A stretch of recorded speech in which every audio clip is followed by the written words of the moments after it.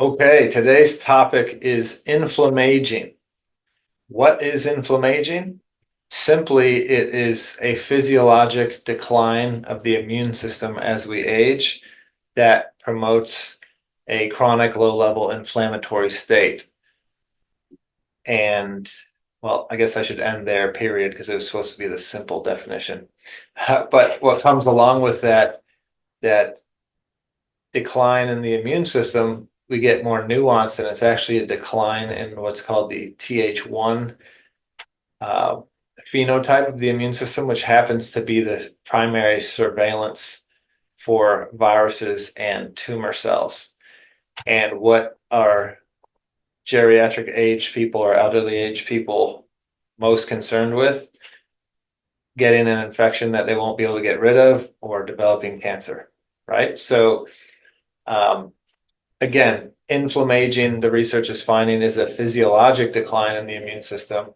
And the key word there is physiologic, meaning that is expected to be seen with aging. So if we all live long enough, we'll all experience it, right? But then in addition to the actual physiologic decline that can be blamed on aging, that legitimately can be blamed on aging, not like you hear in your GP's office that when they can't find something wrong, they say, maybe it's aging. It's not a cop out aging, it's legit effect of aging on your immune system. But in addition to legitimate aging induced decline of the immune system, you could have additional uh, rapidity in the decline of the immune system due to lifestyle factors like poor diet, physical inactivity, poor sleep, stress, toxic exposure, all the things we talk about all the time, right? And so what we want to figure out is how can we minimize the decline in the immune system to only the physiologic part that we can't prevent. And that's what today is about. And if we are inflammaging leads to immunosenescence, which is decline or aging of the immune system. They're almost synonyms. So you could say one or the other, but I'm going to stick with the inflammaging myself today because I think the word aging is in there, so it makes more sense to the layperson. So we've got a couple studies to look at, and this will help you understand the process and what we can do about it. So this is from the Journal of Proteomics in 2011. Immunosenescence is characterized by a decreased ability of the immune system to respond to foreign antigens. Antigens are just anything foreign. That could be an infection, that could be an allergen, that could be a toxicant. It's something from outside that doesn't belong in the body. So immunosenescence is a decreased ability of the immune system to respond to those foreign things, as well as a decreased ability to maintain tolerance to self. Okay, so not only as you inflammage is the immune system less able to respond to the outside world, it's less able to discern or maintain tolerance to the inside world or yourself. If you lose tolerance to yourself, your immune system starts to shoot at yourself. What's that sound like? Autoimmunity, shooting at self. Okay. So inflammaging brings with it increased risk of infection, increased risk of cancer, increased risk of autoimmunity. And one mechanism that contributes largely to inflammaging is oxidative stress or rust. Okay, as rust is the metaphor I've used many times. So if we want to slow inflammaging, we want to slow accumulation of oxidative stress or rust in the body. Other terms for oxidative stress are free radicals. You may have heard of it referred to as free radicals. And you take antioxidants to battle oxidative stress or to battle the free radicals. So the amount of antioxidants in our diet and in our life and antioxidant promoting activities is going to be important in preventing inflammation or slowing inflammation. A couple things we want to look at in this paper: oxidative stress and inflammation. Aging is not a disease by itself. Boom, right there. So when you're at your general practitioner's office and you've got a complaint and they can't figure it out, if they try the cop out of, oh, it's just because you're getting older, don't buy it. Okay, aging is not a disease. We don't expect you to become diseased just because you have a higher number chronologically than a younger person does. However, aging does make the organism more vulnerable to many diseases like diabetes, obesity, atherosclerosis, heart disease, chronic lung disease, and nervous system disorders. Most age-related diseases are associated with low-level chronic inflammation. Okay, so at the present time, it is unclear whether the inflammatory state observed in many aging processes is responsible for the development of degenerative chronic diseases, or whether the chronic pathologies cause the inflammatory state observed in aging.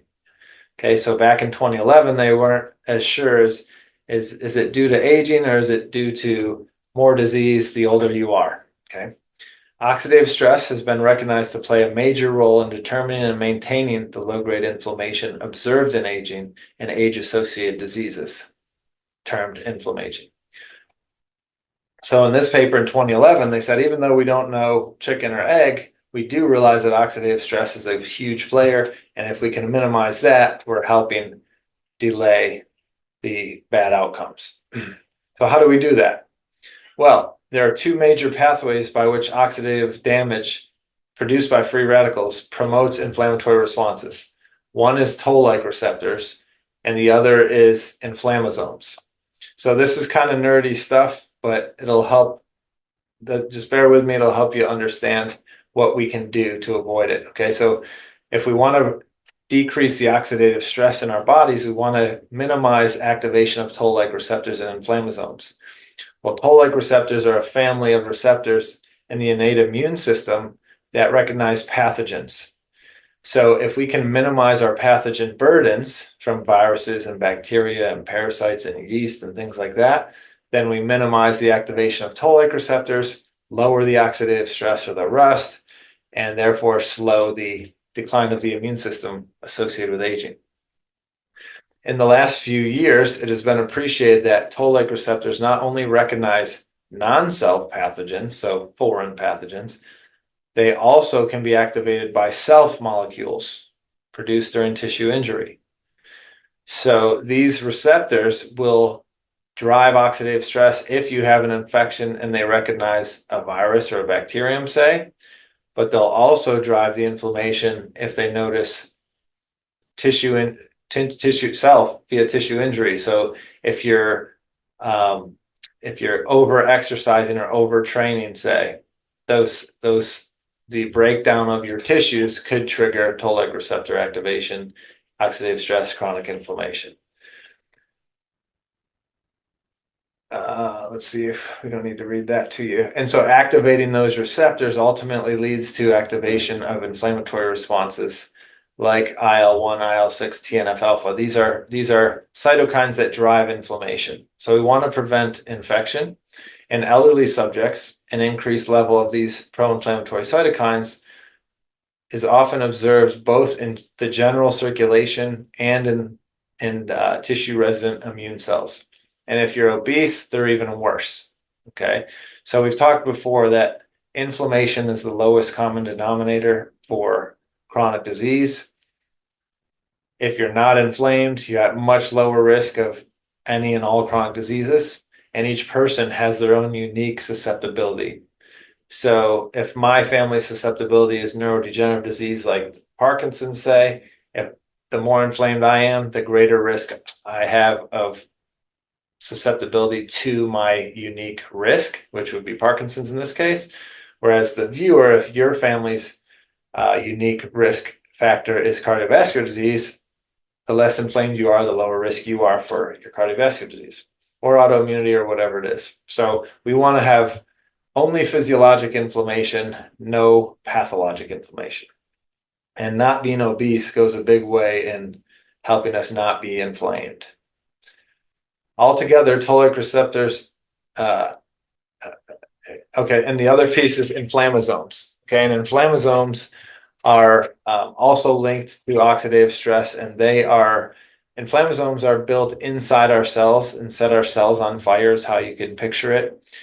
And inflammasomes are activated when we have too much of certain inputs, like too much salt, too much cholesterol, too much acid. So the diet and a sedentary lifestyle are going to drive inflammasome activation. So metabolic dysfunction like diabetes, insulin resistance, obesity, again, are going to drive inflammasome activation. A less specific but equally important cause of inflammation observed in aging relates to chronic level of tissue ischemia.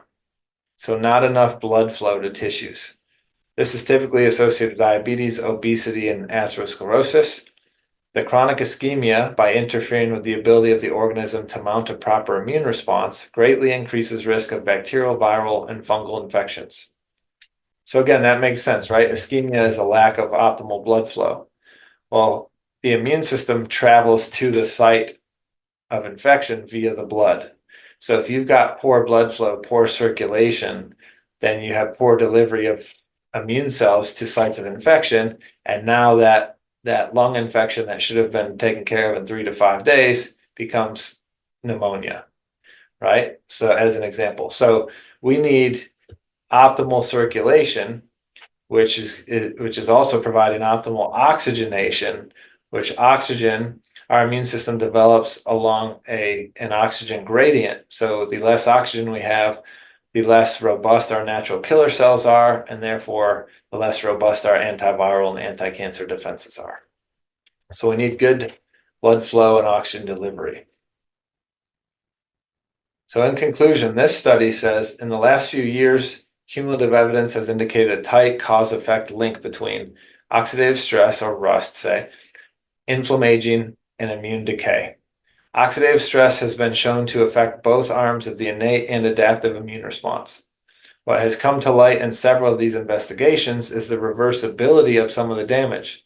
Boom, that's what we want to hear, right? As lay people and as patients and as doctors, we want to hear, well, okay, this damage is happening, but is it reversible, or is there something we can do about it? Yes, we can take action. Check this out. This notion is particularly important for cells in the immune system, which, having a very short lifespan, are constantly replaced by newly produced cells. Thus, these cells can potentially benefit from short-term therapies aimed at decreasing oxidative stress. So exactly what is decaying due to oxidative stress can be helped by changing what we're doing, providing more antioxidants, eating better, exercising, sleeping better, better mind states, less toxic exposure, less toll-like receptor activation and inflammasome creation, right? Indeed, treatment of old mice with antioxidants has been shown to improve several immune functions, including how the immune system travels, how they respond, and natural killer cell activity, which I said above are the cells that kill viruses, kill cancer from an innate immune standpoint. Since the clinical consequences of immune decay include increased rates of cancer malignancy, infections, and autoimmune disease, the therapeutic implications of reducing oxidative stress with the goal of improving immune system are very appealing. So there are things we can do. That is 2011. Jump forward to 2018. This study is called Inflammaging and Metaflammation, the yin-yang of type 2 diabetes. We're going to just focus on the inflammaging part. And this study is saying using type 2 diabetes as a model for it. And they're saying metaflammation resembles inflammaging in that they're both chronic low-grade inflammation. Okay, so they're essentially probably the same process. It's just inflammaging gets its name because it's found more in the elderly. Metaflammation is found in type 2 diabetes or metabolic dysfunction, regardless of what age you are. Both will drive pro-inflammatory responses. Okay, so look at this. The ability of diets and physical exercise to modulate these selected inflammatory pathways. So there's lifestyle factors we can implement to affect this. I just wanted to show you a picture down here. This is a picture of the organs. Oops, sorry, where'd we go? One moment. There we go. Here's a picture showing different organs in the body that they're looking at, in a type 2 diabetes model, but cellular senescence, so inflammaging or breakdown occurs of the immune system, but it also occurs in other organs of the body. So look, if you look at the pancreas, aging will drive decreased regenerative potential of the pancreas and increased insulin secretion. In white fat cells, aging will drive insulin resistance and inflammation. And white fat is what builds up in obesity and overweight. Okay. Brown fat cells, aging drives to loss of functionality of the brown fat. Well, brown fat cells are metabolically helpful in weight loss, burning fat, keeping you, healthy metabolism. So they decrease in function with aging. Muscle as we age, muscle is less efficient with sugar metabolism as we age. And so we want to, if you're aging and you're not exercising, double whammy. And then aging impacts the liver in a negative way. We get more fatty liver, worse metabolism of fatty acids. And again, all of that adds up to low-grade inflammation and can drive diabetes. But even if you're not diabetic, you're also aging. So the potential's there for these things. That's all I wanted to show you in this paper. And then a more recent paper, 2022, immunosenescence, aging, and successful aging. Aging induces a series of immune-related changes, which is called immunosenescence or inflammaging, related to all kinds of diseases. Changes of aging-related phenotypes, deterioration of the immune system, are part of immunosenescence. So this study I pulled up because there's good pictures, and pictures are helpful. So immunosenescence, we said earlier, is almost the same as saying inflammaging. And so as we age, we have chronic inflammation and less efficient immunity, as we discussed. And so that impacts the immune system, which impacts risk for heart disease, cancer, autoimmune disease, COVID, neurodegenerative diseases. A better picture down here is showing young versus old immunity. And, the older we are, the inflammaging, the less efficient our immune system is, the more open to infection and autoimmune disease and cancer the elderly are compared to younger people. And this picture here is what I like. So then we talked about inflammaging, and we're all going to age, so we're all going to have it, right? But not necessarily, because then there's nuance in terms of longevity research. There's chronological age, like each year you have a birthday, so you're older, just chronologically. But then there's also your biological age. And so centenarian studies have helped us understand this. Centenarian studies are studies looking at people 100 years old and older. And what they found is, 100-year-olds are 100 years old chronologically, but biologically they may be 70 years old. And so you could have a 100-year-old person that, biologically is younger than an 80-year-old counterpart. And so it's really about your biological age, not your chronological age. And studies have shown we can take a typical elderly person, say from the US, who typically is not healthy, typically is on 7 medications, overweight, physically inactive, et cetera, et cetera. You compare that person to a 100-year-old from one of the blue zones in, say, Japan or elsewhere, and you look at their immune systems, and you can see that the centenarian's immune system is better in every way than the elderly person they're compared to, who is younger than them. Okay, so it's not all, you're not damned to it just because of your chronological age. Your lifestyle matters, and your lifestyle is what influences your biological age. So you may add another year to your chronological age, but actually take years off your biological age when you're making the right choices. And that's what we want to do to slow the inflammation. We could get to 100 years old and have the immune system of a 70-year-old. We're doing great compared to an 80-year-old that has an immune system of a 90-year-old, right? So it's really cool.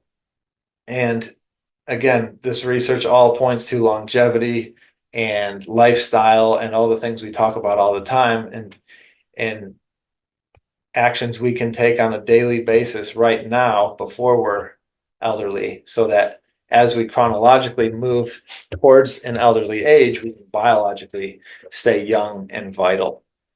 So make those choices. Sleep, quality, quantity, timing, all very important. Nutrition, right? Inflammatory versus anti-inflammatory. Rich in antioxidants versus deficient in nutrients and plant sterols and flavonoids and polyphenols. Physical activity, not too much, not too little, just right. We want Goldilocks exercise. Stress modulation. None of us will have no stress until we're dead, but all of us don't need to have too much stress. And then toxic exposure. We live in a world where we can't be toxin free. It's impossible now. Studies on fetal cord blood show presence of 250 toxins in the fetal cord blood before that baby's ever breathed a breath of air. So we're not going to be toxin free, but the choices we make can influence how efficiently we detoxify those toxins and adapt to the environment we live in. So make these choices each moment, each day, and that will give you the best shot at having a young biological age for as long as possible.